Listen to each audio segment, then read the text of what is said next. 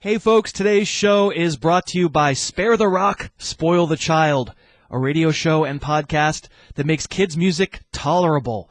If you're a parent, you know the drill. A lot of kids' music is pretty mind-numbing and awful.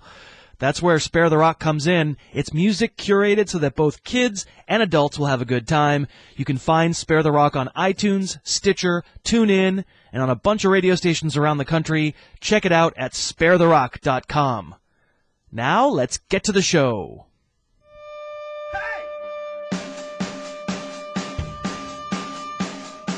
It's the Harris Football Podcast with your host, Christopher Harris. Let's go. Can you feel it? It is getting exciting. Hey, I am Chris Harris. This is the Harris Football Podcast. It is getting exciting. A whole mess of fantasy leagues will draft this weekend. That is millions of people putting on really ugly lucky shirts, waking up way too early that morning, laughing at how seriously they're taking something that's so silly, but then kind of feeling super nervous and taking it seriously anyway. Believe me, I know. This year, because we started this company, Harris Football, I won't be able to fly down to Austin for the large draft Labor Day weekend, so instead, I'll plop down at my laptop and shake my head and be like, why am I getting so wound up? It's fantasy football. But I'll get butterflies and everything. The things we do to ourselves over the dumbest stuff, am I right? It's fun. It's fun. You gotta obsess over something to keep from peering down into the void. Had a new couch delivered yesterday. Really nice. Gonna like it a lot. But it's probably maybe like 2 inches shallower than the old couch. And my butt notices. My butt is like, what's going on here? Where's the rest of the couch? I know I'll get used to it pretty quick. But I think my point here is my butt is a genius. Today's kickoff. On today's show, we will talk about the Martavis Bryant suspension. Then I'll unveil the second half of my Super Deep Sleepers list for 2015. Again, these are players most of us certainly are not drafting, but could wind up being relevant under the right circumstances this year. We'll have a song from Tommy, a mailbag, and then Cousin Josh will stop by to be so Cousin Joshy, you won't believe it. Only a few more preseason games to go before the regular season kicks off, and you could start the season by winning $2 million in Week 1 at DraftKings.com, America's favorite one-week fantasy football site. I was playing at DraftKings before they were ever a sponsor, but I admit it took some convincing. I was skeptical, like I'm not really a big gambler. Certainly I don't like to play anything for mega huge stakes, but my buddy Craig convinced me, and he was right. You play your regular fantasy league, but then you get a little bit of extra fun at DraftKings. You pick from all the players in the NFL instead of the team you drafted before the season. You don't have to risk a ton of money, and it makes the NFL games that much more fun. Hurry to DraftKings.com now and use promo code Harris to play free for a shot at $2 million in the Week 1 Millionaire Maker. Enter the promo code HARRIS for a free entry now at DraftKings.com. That's DraftKings.com. Now, you may recall, over just the past couple of shows, I first called Martavis Bryant a possible bust, and then I claimed that Sammy Coates was a super deep sleeper. Those are starting to look like pretty good calls right about now, but of course, I have to admit, not for the reasons I claimed. I was worried about Bryant's ADP.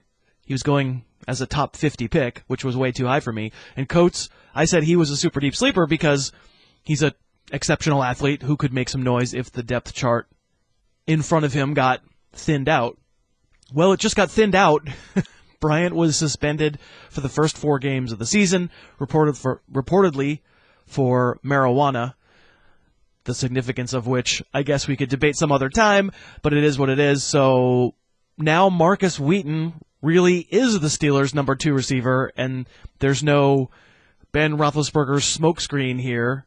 It's really true for September, and Coates presumably has a great chance to be the number 3. Now, you can find my receiver ranks at harrisfootball.com, but I bumped Bryant way down and Wheaton way up. And Coates still not in my top 80 receiver, so I guess he can stay a super deep sleeper. I'm going to claim him for the list anyway. But yeah, I mean, Bryant is still the freakish talent here, but obviously there's even more risk than I ever implied in our bust show from Wednesday. If he's suddenly Josh Gordon or whatever, then who knows? Like I said, there's risk. Wheaton, thought he was pretty disappointing when he got a chance last year, running not great routes, sometimes appearing to run wrong routes and not catching some balls he should have caught. But receivers can make that third-year leap. It does happen, and maybe his improvement hasn't just been wishful thinking from his quarterback. A big opportunity here for Wheaton, so I bumped him up to 33rd among wideouts. Bryant has to sink. He's outside my top 50, around 52, something like that. In a 12-team league, Wheaton is probably something like a 7th rounder, a reserve, but maybe a valuable one. And Bryant has to be nothing more than a stash in a deep league. Probably in a 10-team league, you can't afford to hold on to him for a month. And yeah, the Steelers are looking kind of thin those first couple of weeks. A lot of questions. No Bryant, no Le'Veon Bell, no Marquise Pouncey. I haven't lowered Roethlisberger in my season ranks, but I admit the thought occurred. I admit I'm tempted. There's more risk than there was before. I'm choosing to believe that Antonio Brown cures a lot of ills and that volume will be there for Big Ben. But if you don't feel the same, if you think that the situation is way too risky and you wanted to lower Roethlisberger on your board, I could not argue one bit with that. I would completely understand. Now, I know from your Twitter avatars that a ton of you guys and gals have kids, and I wanted to tell you, as I did off the top, about a great radio show and podcast that's for the whole family. You have probably noticed that a lot of kids' music is terrible, and my buddy Bill does this show called Spare the Rock, Spoil the Child. It's all music that your kids will love, and fortunately, you will too. It will not make you crazy. Bill plays good stuff. It's made for kids, but he also plays other stuff from bands we all like that's kid appropriate, including some of the bands you hear on this show on my Music Digressions. Spare the Rock, it's searchable on iTunes and Stitcher and TuneIn, so you can find it those places. It's also on radio stations around the country, and you can find those stations and stream the show on demand for free at sparetherock.com. That's sparetherock.com. Listen up, and you'll be a lot happier when you and your kids listen to music together. All right, so let's keep going with my super deep sleepers. Again, the point here is I'm going to try to identify potential stars before a lot of people even know their names. In the past, I've gotten guys like Arian Foster, Rashad Jennings, Chris Ivory, Julius Thomas, Andre Ellington, Stevie Johnson, and other guys who've become fantasy relevant. Of course, more of these names won't pop than will. I'm not saying that standard leaguers need to rush out and grab these guys. For most of us, no. The point is, if and when some of these names start getting bandied about as possible injury replacements or, mid-season effectiveness replacements, we'll be a little bit more ready to pounce than the average fantasy owner because we remember that they were super deep sleepers.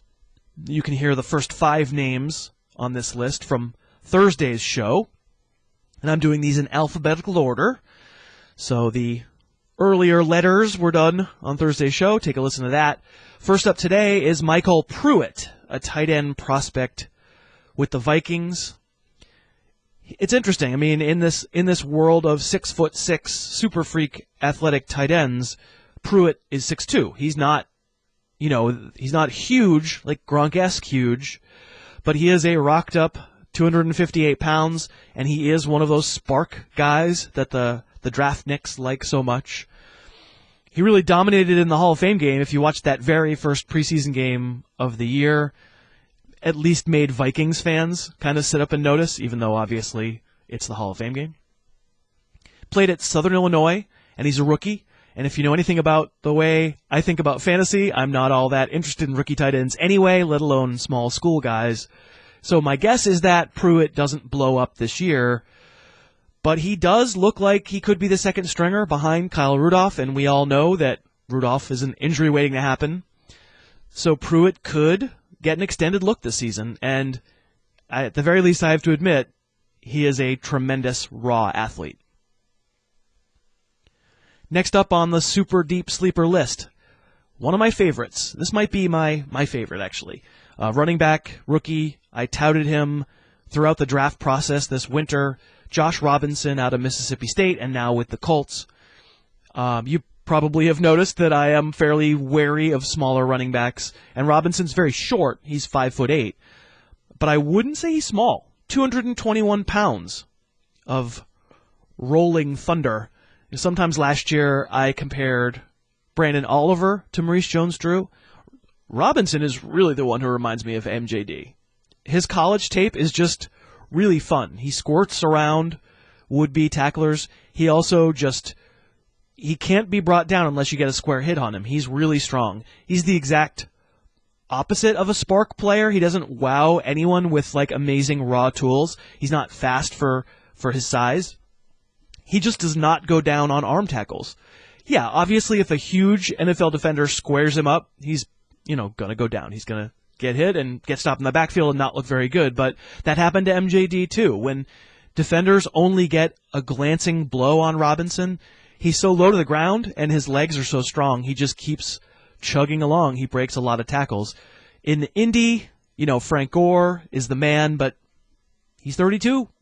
And there isn't a ton that's great behind him. Boom Herron and Zerlon Tipton, maybe Vic Ballard. Nobody there is all that impressive. I think Robinson could get legitimate run if Gore goes down. I'm not going to say he's the handcuff for Gore because he's not, but I'm going to keep an eye. He's a favorite of mine.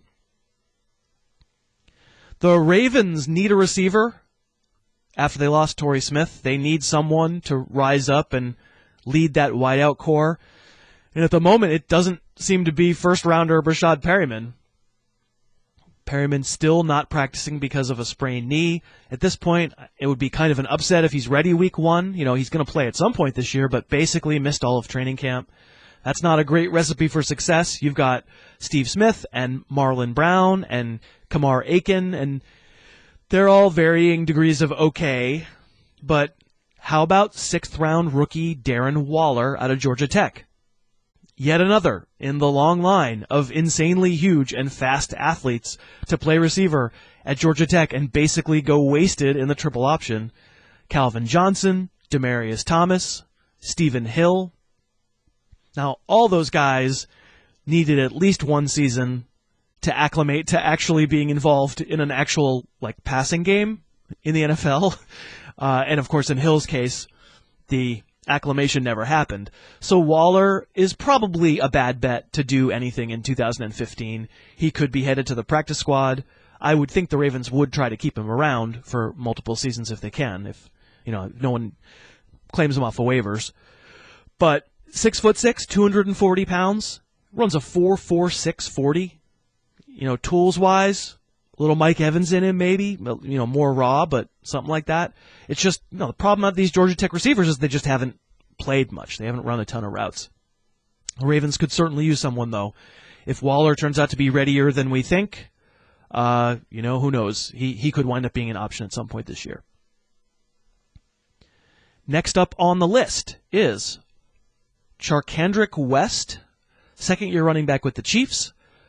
Practice squad for the beginning of last year, wound up being active on game day towards the later half of the season, playing only special teams. Otherwise has no regular season experience. Of course, Kansas City has Jamal Charles in place, also has Niall Davis, who, I think is a pretty decent NFL backup. I think he's going to be in a starting platoon somewhere at some point in his career. But West could have a future possible role. He went to Abilene Christian, alma mater of one of my best friends, Tony, who probably is not listening because he has a new baby, but maybe it's the middle of the night and you're listening. Hi, Tony.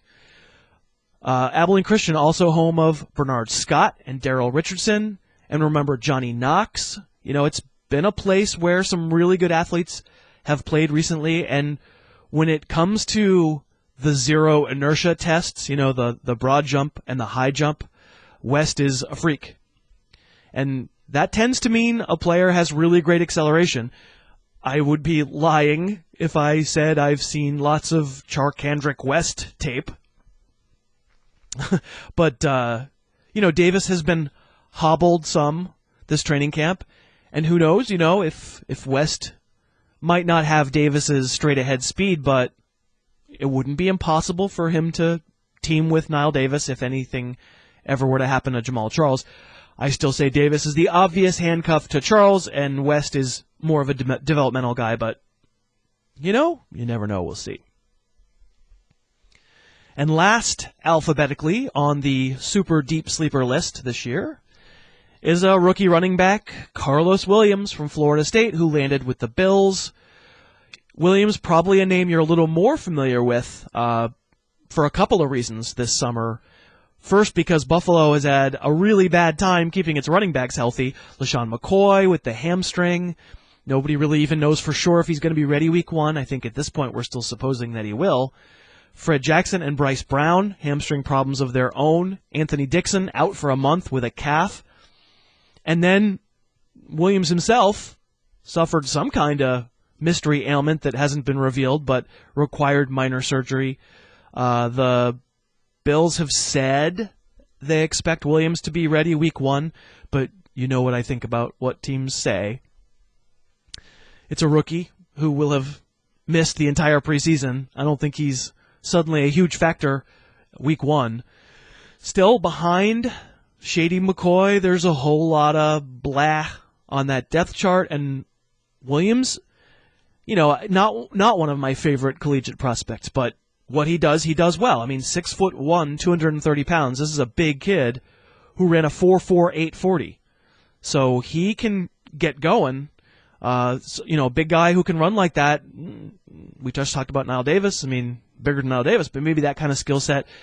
I don't think Williams does much more than run straight ahead fast and then, try to run over people.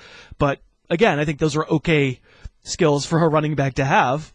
The surgery, whatever it was, it knocked him down into the ranks of the super deep sleepers and, made him probably undraftable in standard leagues, at least 10-team leagues.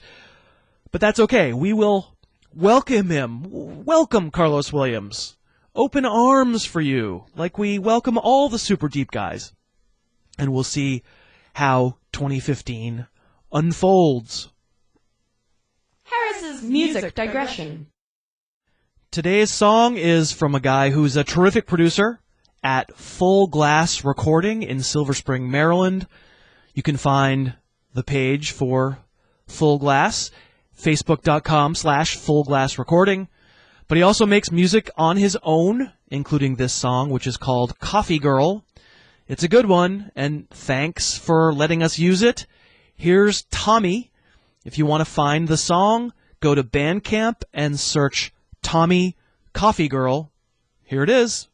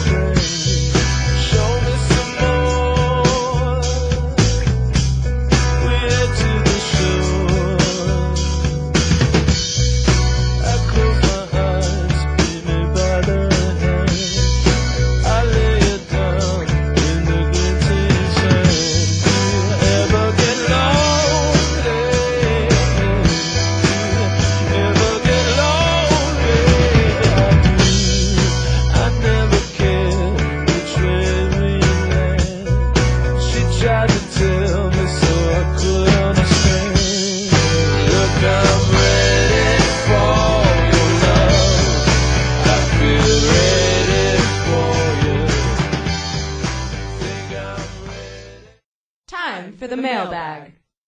This is Paul in Austin. I was playing softball, and it turns out my first baseman's glove was stolen at the park. And I asked around. A couple people, 4 different people, corroborated that it was Christopher Harris who stole my mitt. And folks, we all know that he is from Austin, Texas. So I think the story checks out. Chris, I'd like my mitt back. Thanks. Hey, Harris. Just listened to your podcast today, and you said you're okay after getting hit by that car because of your Wolverine exoskeleton made of adamantium. I'm just a little disappointed in your nerddom. Come on, man, an exoskeleton? That's like a shell. Wolverine's bones, his actual skeleton, is adamantium. Nerd card removed. Hey, yeah, I'm pretty sure I just saw Chris Harris and Tanya Harding standing outside of Justin Forsett's house wearing trash bags, holding hammers. I'm not real sure what's going on there, but thought I'd call and let you know. Thanks. Bye.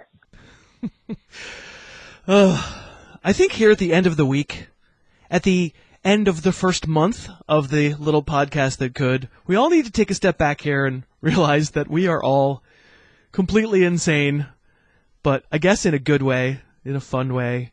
If you have a Harris sighting this weekend at your draft, for example, it would be very enlightening for us all to hear about it. Call 786-529-2484, a number you do not need to remember because on your keypad it spells out, say it with me, Sunk by a Hug. Somehow, Sunk by a Hug has become the bumper sticker motto of the Little Podcast That Could, other than, I guess, calling it the Little Podcast That Could. I'm not actually from Austin, although I did live there for a while and lived there this winter, too. Love Austin.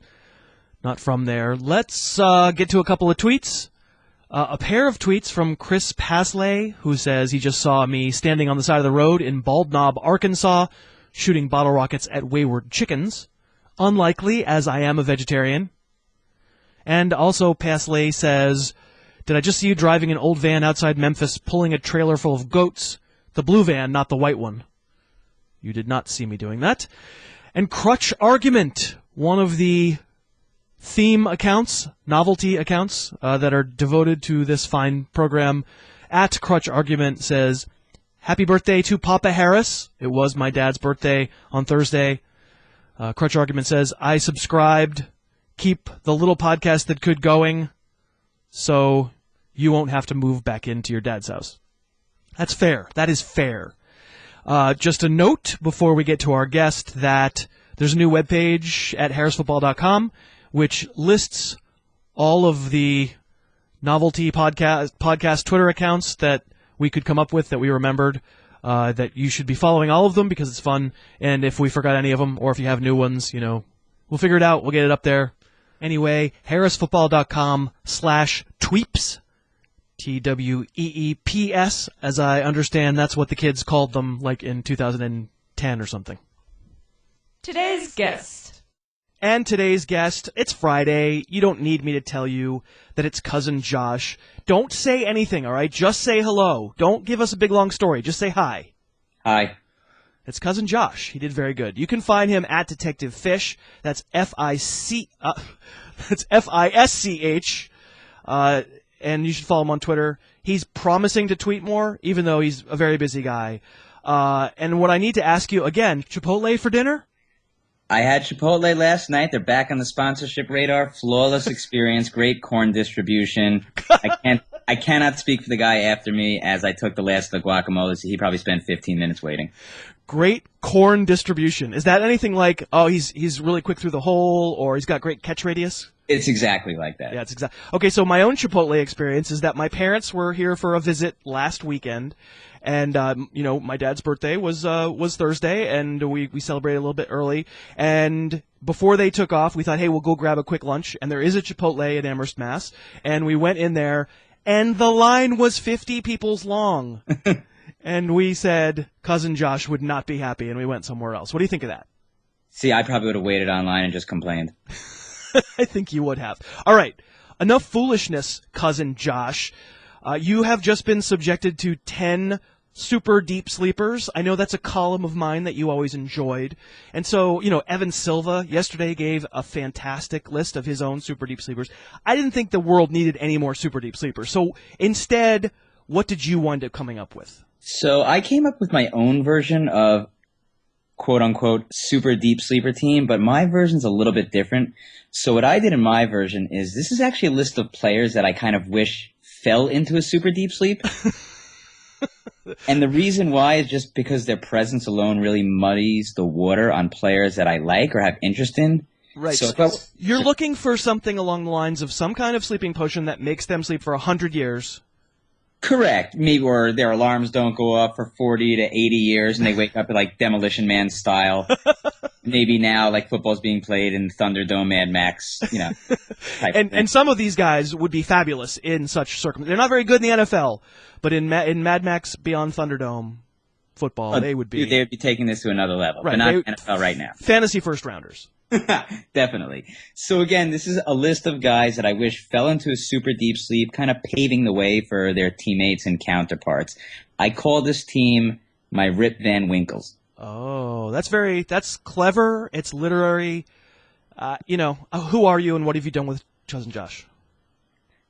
I don't know, but it's really me. All right, give me your first one. So number 5, Danny Woodhead. Oh. And let me first preference this by saying You're back. Let's preference this. Go ahead. Let me preference this, okay?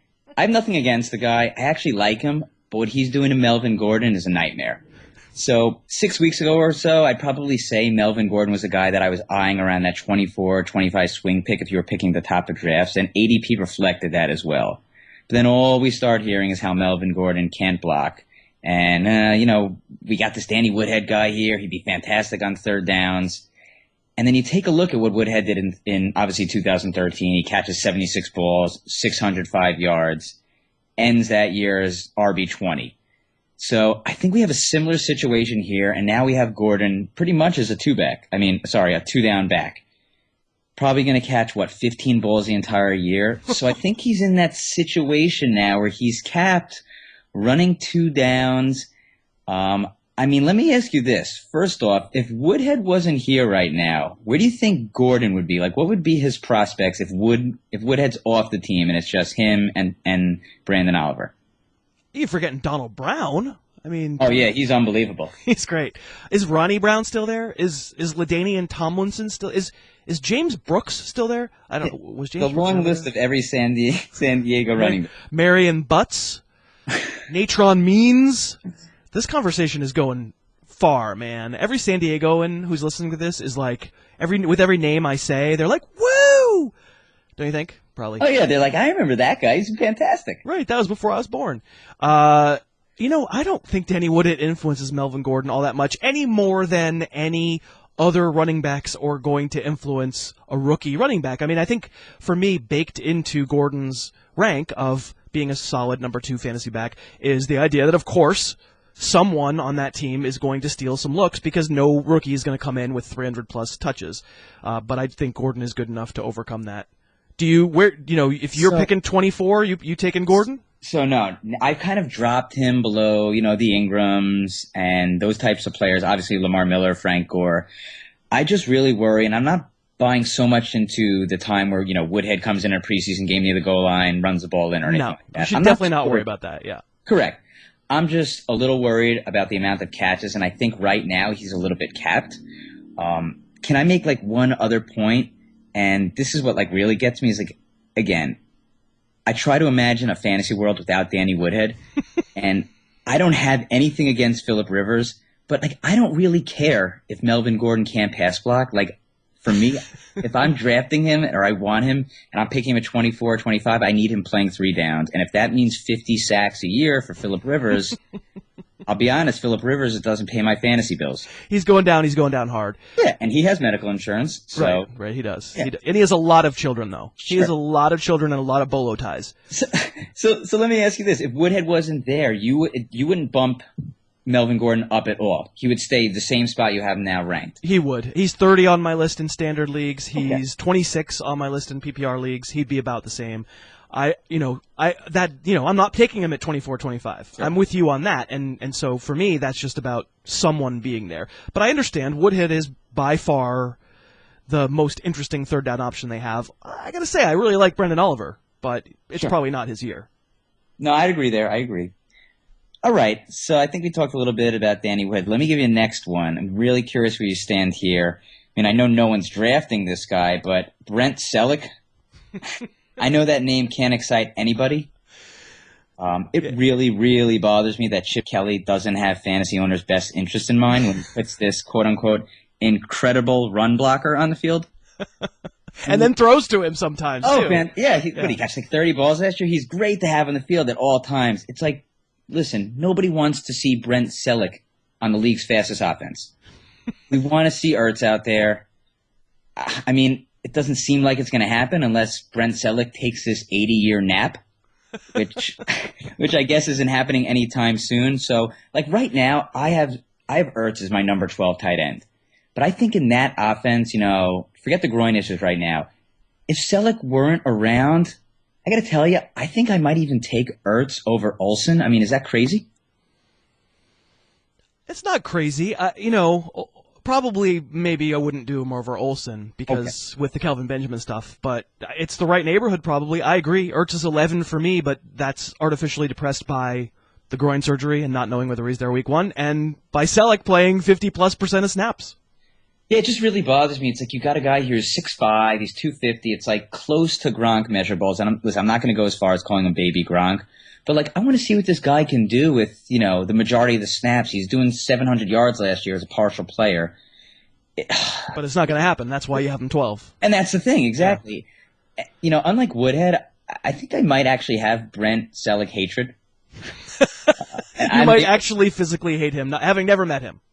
It's so rough when you watch these games on TV, or like you're watching them on tape and you're just, Ertz just sitting there chilling on the sideline. I don't want to go as far as saying, maybe we should get a Brent Selleck hatred Twitter handle, or maybe like a hashtag for that each time Ertz catches the ball. But dude, I find it so infuriating. So if someone were to slip Brent Selleck like some kind of sleeping potion, and we're not saying this sleeping potion actually exists in the world, but you're saying that this would not break your heart. No, I wouldn't lose any sleep over it. Let's say that.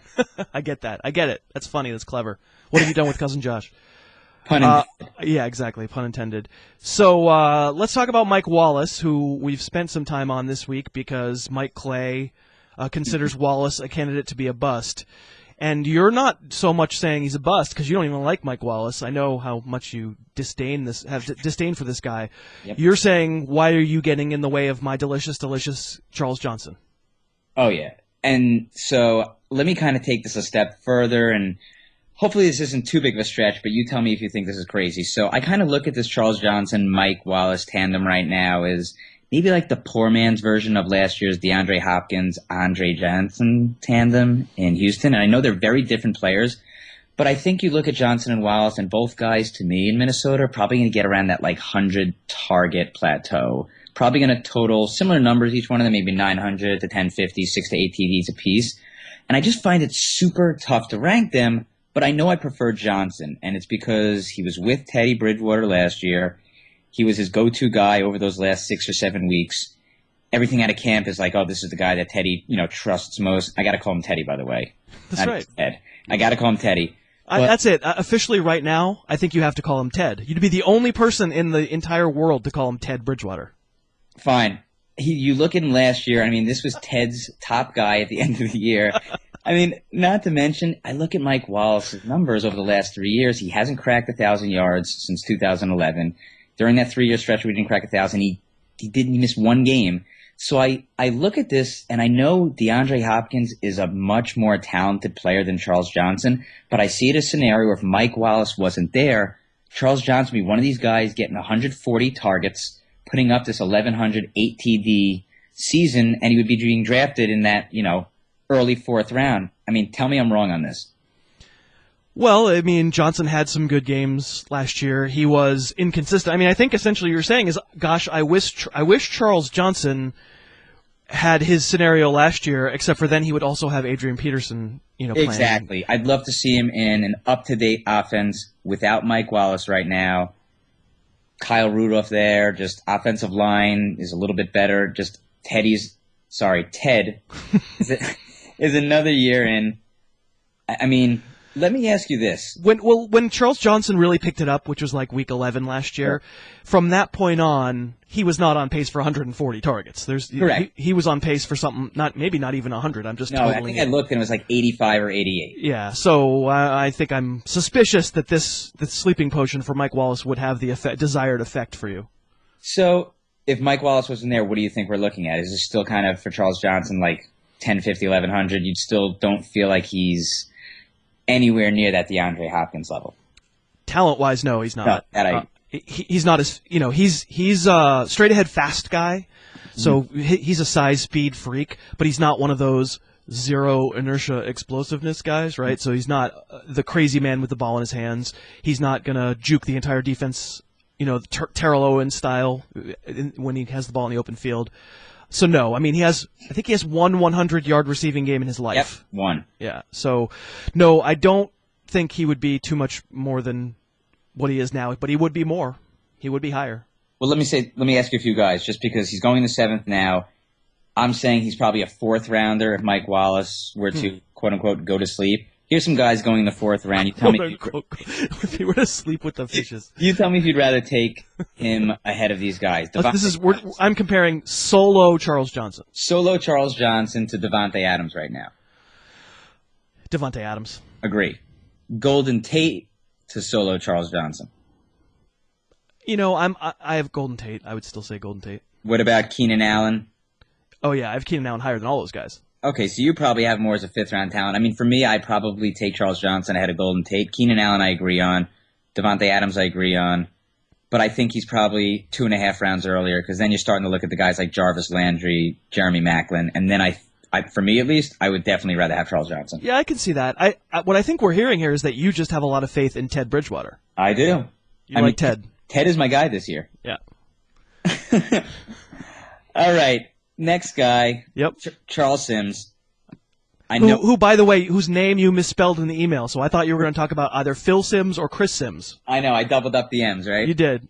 I know. I realized that after, but I didn't think you were going to be critiquing my grammar. That's technically speaking, that's not grammar, but move along. My spelling. All right. So I like Doug Martin. I know I don't have to sell you on the muscle hamster, but Sims worries me. He showed he can catch the ball, a little bit taller than Martin. Coaches are seeming to like him.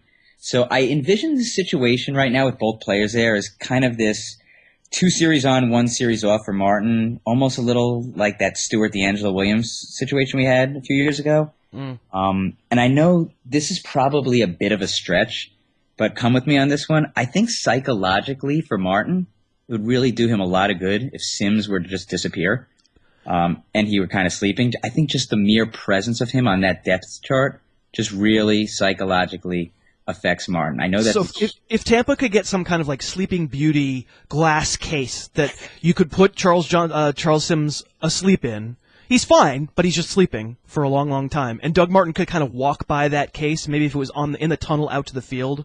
You think that would have a positive effect? I think it would almost change everything. I mean, I don't think we're looking at 2012 Doug Martin season, where he's totaling 1,900 yards, but I think not having him, behind him, I think we're looking at 80% of that season. I really believe that. I mean, Doug Martin, I think he's leaned down from everything we hear, looks quicker. I know he had the injury, but I think that was kind of last year, was him kind of getting over that. Good luck with that. So what I say is, I think the split, I don't know about DeAngelo Williams and Jonathan Stewart, but I think 2/3, 1/3 is probably fair. That's probably about right. 2/3 Martin, for as long as Martin's healthy, 2/3 Martin, 1/3 everyone else put together, probably mostly Sims, a little bit of Bobby Rainey.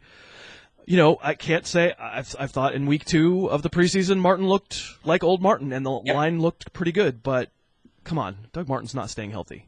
Even I admit it, and I'm the biggest Doug Martin apologist on the planet. Probably not. Who's got a better chance of staying healthy, Justin Forsett or Doug Martin? Justin Forsett.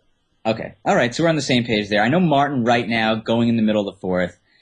Listen, I agree that's still too high. That's still too high. And even with Sims gone, I don't think that I would move him much, if any. Yeah. Listen, even myself, I can't see myself taking him in the middle of the 4th, but I really believe if Sims wasn't there, I would actually feel comfortable, though, taking a few receivers and then picking Martin maybe in the 5th as a safe RB2. Yeah, I mean, listen, if you said you're taking him in the 5th round. I have him probably rated as a 6th rounder, but if you said you take him in the 5th rounder, that's fine. Sure. You can, especially depending on your team construction, if you're drafting him to be a flex or a bench player, if you've loaded up on running back or whatever, I'm much more comfortable than saying, okay, he's my 4th round pick and probably I have to start him every week. I mean, you're just asking for trouble, and this is coming from someone who said before he started with the leg injuries, he was a top 5 talent at the running back position in the NFL, and you saw that talent on display. If you saw any of that preseason game last week, he looked unbelievable. He looked like a different player, and it just won't last. Yeah. All right, well, listen, I saved the best for last, as always. So last but not least, and I should say captains of the Rip. Oh, this is going to be like a multiple entry. How about the entire Cleveland Browns backfield? except for Duke Johnson. Except for Duke Johnson. Terrence West and Isaiah Crowell. I mean, those guys got to go to bed for a long time. We don't wish bodily harm on them. No, we want them to be able to come out of this sleep and feel refreshed. But sure, 80 years from now, in Mad about Max 8 years. style. Yeah. No, but for real, I mean, Cleveland's got to have like a one and done rule with this backfield. Like, you come in, you don't run for 1,000 yards behind that offensive line, you're gone. You're off the team. I'm just at the point now where having these 3 and 5 and 9-headed monsters, it's getting ridiculous. It muddles everything. Get West out of there. Get Kroll out of there. I agree with Brandon Funson. I know he discussed it with Duke Johnson. Guy can catch the ball. He looks explosive. Let's see what this guy can do already. I mean, Duke Johnson, he's going in the 9th round right now. I think if these two guys were not there, I think that's another guy I would feel great as using as an RB3. Put him on my bench for the first few weeks, see what he's got. And, if he looks explosive and they give him that starting job, see what he can do with that. I mean, what do you think? Yeah, I just think he's too small to be a full-time back in the NFL right now. That's where my head's at. It's the Amir Abdullah argument, and he's not quite the athlete that Amir Abdullah is, but he's a really good athlete. And he can make some noise. I think he probably will make some noise this year, but it'll be so inconsistent, like you're saying, with the two guys there. I just think if you gave him Andre Ellington snaps from last year, I mean, he's the same size as Andre Ellington. He'll break just like Andre Ellington did. But getting rid of Terrence West sounds like a good plan to me. Putting him in a very comfortable sleep. I'm not talking no bodily harm being done to this gentleman. Well, would you say this? Would you put Terrence West? Would you call him maybe a trash bag? Is he at that level? Yeah, for me, he's a trash bag. Yeah, he's not a scented trash bag. In fact, he is. So maybe he should go to sleep in a trash bag with obviously holes poked through so he can breathe. Oh, absolutely, he'll breathe, no question. But ultimately, he belongs in a trash bag. I think he's trash bag all the way, my friend. And, if it were Isaiah Crowell, by the way, it's Crowell. Say it with me. I like to go Kroll. I think that's the actual... Like Nick Kroll, like Kroll Show? Exactly. That's a Long Island way of saying it, Kroll. Right. If a Crowell-Duke Johnson pairing would be more interesting to me. Clearly, the 3-headed is ridiculous. So for me, I guess if I'm going to start putting players into super deep sleeps, I'm going to leave Isaiah Crowell alone, let him be the bruiser, and be frustrating, steal some touchdowns from Duke, but let Duke stay healthy, and Terrence West goes to sleep by himself. Fair enough. So, just so I know, so you see Duke Johnson more kind of like a Giovanni Bernard type guy. Yeah, I'm not sure I think he's quite as good a player. Okay. Although I'm willing to have my mind changed because I haven't seen him play in the NFL. But yeah, he belongs in the same conversation as Ellington, Bernard, Abdullah, Forsett. Maybe Forsett's a little smaller than those guys. A little Justin Forsett stat for you that I came up with. Since 2001, running backs who are 5'8" and shorter and 199 pounds and lighter, he just submitted, a 1,200-something rushing yard season last year. Yep. Since 2001, the next highest running back yardage total to fit that criteria, Leon Washington, 620. Just in case you think he can do it again. I'm just saying. I'm not saying, I'm just saying. But you are dissuaded. You are not dissuaded. You don't know what dissuaded means. You will not be deterred from drafting Justin Forsett. Correct. It's not going to deter me away at all. Right. Listen, if he's there in the second round towards the end, he's on my team. Flat out. And that goes for anyone who's in any of my fantasy leagues who's listening to this. So let him have him, guys, because I don't think it's going to work out well. Cousin Josh, you have brought the heat again. We got one more week of preseason of not talking about week one, and so you're going to be on for next Friday, and what we're going to talk about, boy, I mean, that's a great question because we've talked about it all, haven't we? We've done it all, dude. And just a quick update for anyone who's interested in King Trashbag himself, Carlos Hyde. He's now going at pick 37, almost into the third round. That is crazy. So is he going up? He's going up. He's moving all the way up. He's almost in the double up in the third round. He's been up 5 spots this week. So people are, like, paying attention maybe. They're, like, listening to this podcast, and they're going, man, Harris likes him at 31, so maybe I need to be, elevating him a little bit. You know what that means? You're going to have a lot of people to apologize to. I always do. All right, Cousin Josh, thank you. I want you to have a lovely weekend. I'm sure I will talk to you during that weekend, but we will not be recording it for a podcast. Definitely, man. Thanks for having me, and I'll speak to you soon. And that's it. That's our show. Thank you, Cousin Josh, for being a good sport. I tease because I love. I mean, he's family, right? And thanks very much to Tommy for letting us use his great song. Again, look for Tommy on Bandcamp. Search Tommy and Coffee Girl. That's the name of the song. Fantastic song. Really talented dude. Hey, I hope you all draft really well this weekend. I will do my best to keep ranks updated as the third preseason games warrant. You can try to hit me up on Twitter at Harris Football. Can't get to everyone, but I'll do my best. You can email heyharris@harrisfootball.com. Anybody who's emailed knows that the conversion rate there is much lower. There's just a lot of emails and tough to get through, and a lot of them don't get forwarded even to me.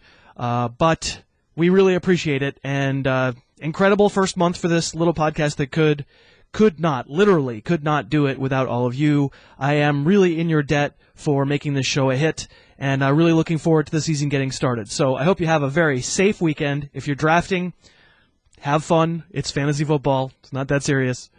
And I will talk to you all on Monday. The Harris Football Podcast's opening theme is Under the Gun by Apex Manor. The end theme is Tooth and Claw by OU Villain. Subscribe to the Harris Football Podcast on iTunes and never miss an episode.